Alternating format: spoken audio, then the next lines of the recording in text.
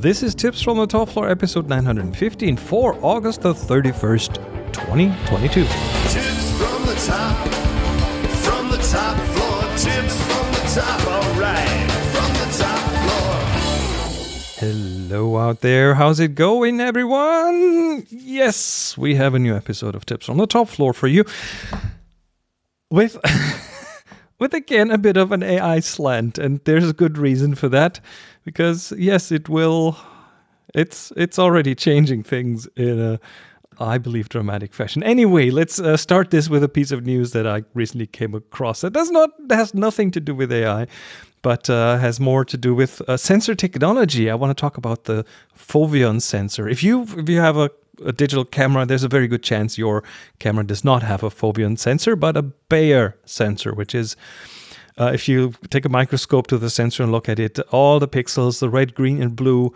pixels for the different channels are next to each other. So they lie in the same plane and are separated in a so-called Bayer array.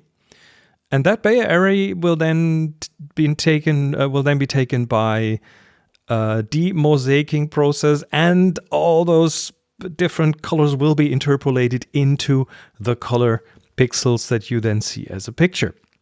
And that has been kind of the norm.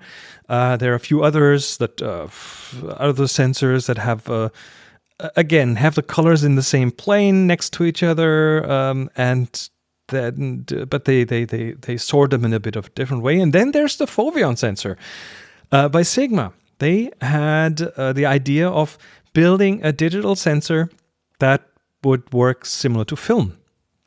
And if you look at color film, then the different colors are in layers on top of each other. It's like sheets of paper. And so you'd have a red and a green and a blue layer on top of each other that would then, the light would pretty much go through those layers, and that has a few advantages, a few very big advantages. For example, you wouldn't have any color moire at all. It's not possible. That would mean you wouldn't have to use an anti-aliasing filter, as you have kind of, well, not have to, but it's advantageous if you do this for a Bayer array, which then reduces the sharpness of the image. And Foveon can bring very good color sharpness despite not having as many pixels. The drawback is that it lacks a bit in low light performance. So Sigma, I think ST9, ST10, 14, 15 had or have the Foveon sensor.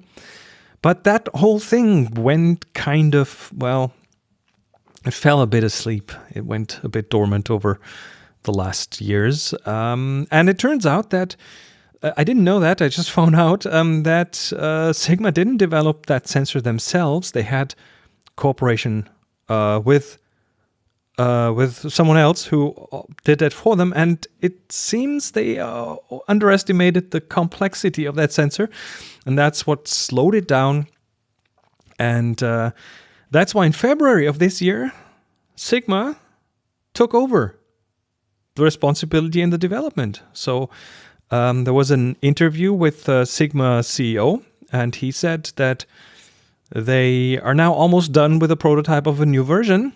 We're talking full frame format, and I'm happy to hear that is going ahead, because I was always a fan of the idea of the Foveon sensor, because this really brings you closer to some of the major advantages of film, and you know what I think about film. So yeah, that's pretty cool. So Foveon, alive and kicking, awesome.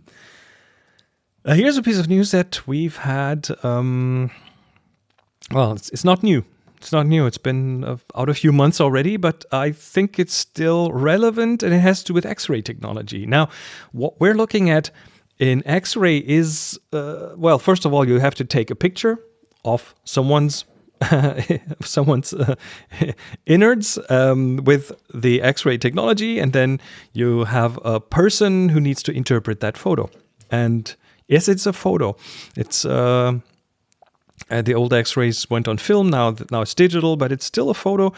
And a human has to interpret that. A human has to look at it and tell you that, oh, here's the broken bone, here's cancer, here's whatever you are trying to see. And that has turned out to not always be the right thing, because humans make mistakes. And apparently an AI now makes less mistakes than humans. And that's a cancer screening software that looks at X-rays in the EU, and is officially now registered and allowed to screen those X-rays before any human sees them. So the system screens, I think it's a thorax X-rays, and they're looking for lung cancer and that kind of stuff. And the system now decides, and it's better than any human could be, decides if a picture is okay or if a human needs to look at it.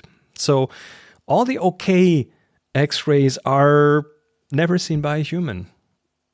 The humans now have the task to only look at pictures that that AI deems worthy of a human to look at, and then the experts will. It pretty much means the experts don't have to look at 1 million pictures, but only at a few thousand pictures. So that is a pretty good step forwards, because it really turns out it is better than what humans could do. So judging pictures for things like cancer, hey, I'm all for it. All right, a quick step back. I just recently came across a video. I've seen snippets of that in the past, pieces of that, but never the whole video. You know me, I'm a great fan of good engineering, of good design, of things like that. And the Polaroid SX7T is one of those objects. I have one. I've used it. It's the folding Polaroid camera from, I think it's the early 70s. I think the SX70 has something to do with the year when it came out. So anyway, it was at the time, it was a revolutionary device, because it really defined instant photography for entire generations. And the video that the film that I want to point you towards is, well, it was produced by Charles and Ray Eames. If you have heard of the Eames chairs, they are famous for that and other things. But they also did film production, and they produced a wonderful film introducing the SX70 and its technology. And the whole thing is out on YouTube, and I watched it with a big smile, because it's not only does it really show well how that camera comes together, the aesthetics of the camera, the internals of the camera, the engineering of the camera, which is fascinating. No, it's also really well produced. Charles and Ray Eames were really good at doing that. So it's a joy, not just for its content, but for the package as well. So I highly recommend looking at that. Link is, of course, in the show notes. All right, let's get to the main topic here. Stable diffusion. I talked about it last week, but we need to talk about it again, because things are happening. So Stable Diffusion is like DALL-E, but it's open source. So where your access to OpenAI's DALL-E is paid on a per use basis, on a per token basis, you can now pretty much download the trained Stable Diffusion models for free. And you can use them in your commercial software. Or you can run them on your own GPU if it's good enough. And within only the first week of the release of those models, things are exploding. This is the title of this episode, a Cambrian explosion of sorts of creative tools. So let's have a quick look. I'm just going through a list I found online. Someone curated that. The official release was in September 22. On day one, there was Dream Studio Beta. This is the official site, paid for service, but then the model also was integrated with Hugging Face, which is an AI website. There were already on the first day several UIs for it of various quality. And apparently someone even forked the model and made it compatible with the Apple M1 chip, which has a neural processing unit or several built in. Haven't tried it.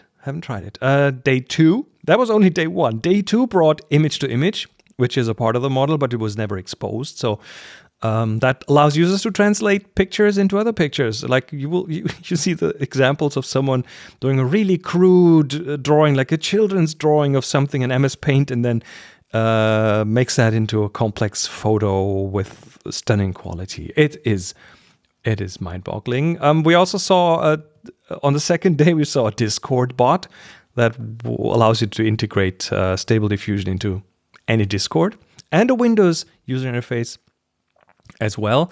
Third day brought Stable Diffusion animations. So someone managed to use that to do animation work.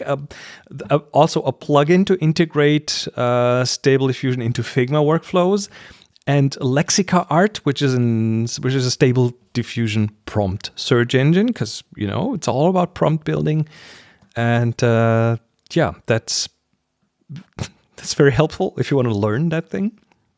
On to day 4.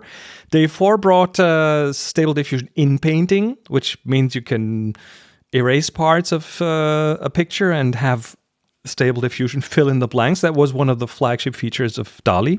Now Stable Diffusion does it as well. Also another couple of new user interfaces, a collage maker for Artbreeder. And then day 5, Friday, brought the announcement of Alpaca, which is a Photoshop plugin. So that will allow you to plug Stable Diffusion into Photoshop. Also someone, the GPUs for Stable Diffusion are NVIDIA GPUs, but someone found out how to make it work on an AMD GPU, and then there were more UIs. We also got Stable Diffusion integration into GIMP, an OpenVino integration. I have no idea what OpenVino is, and an integration to Blender, the 3D software.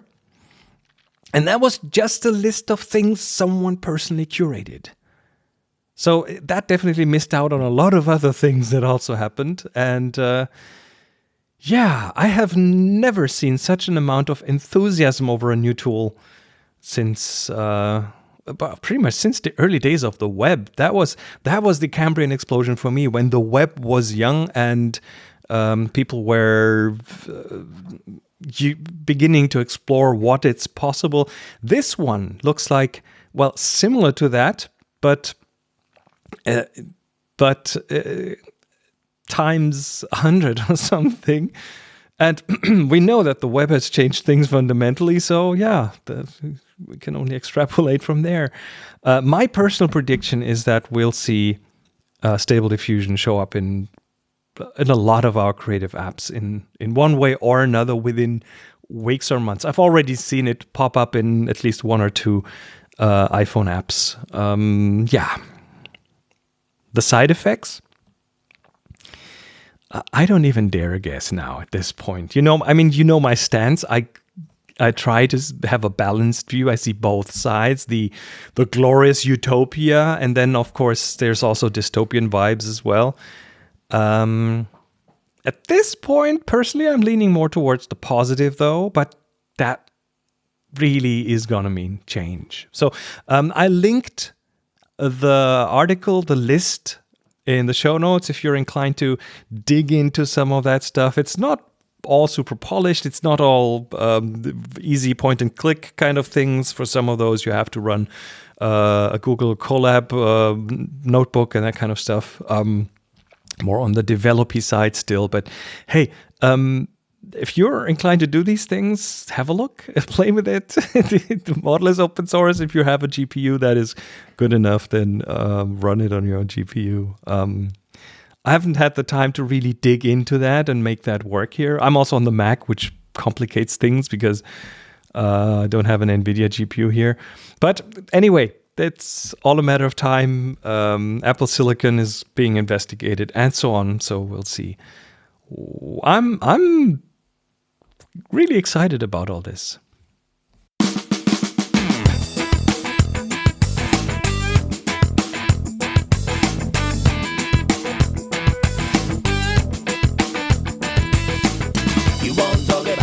And that was it for this episode of Tips from the Sofa. Thank you so much for listening. Thanks for being subscribed. I'm very happy that you're here.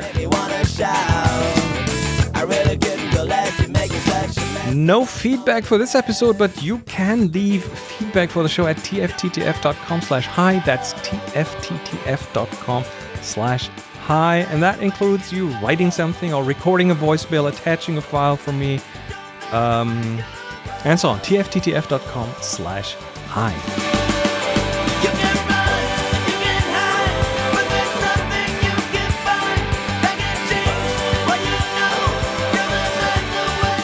Follow Tips from the Top Floor on Twitter at TFTTFphoto. That's TFTTFphoto. And of course, if you can, please support the show at Patreon. Your continued support is making all the difference. I'm really happy for your support. And it's at tfttf.com/Patreon. That's tfttf.com/Patreon.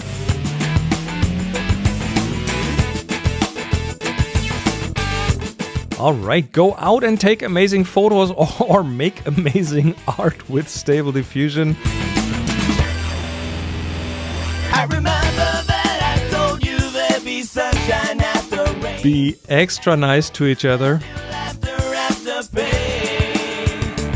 I remember that you said it And as always, ain't easy as it seems. happy shooting. The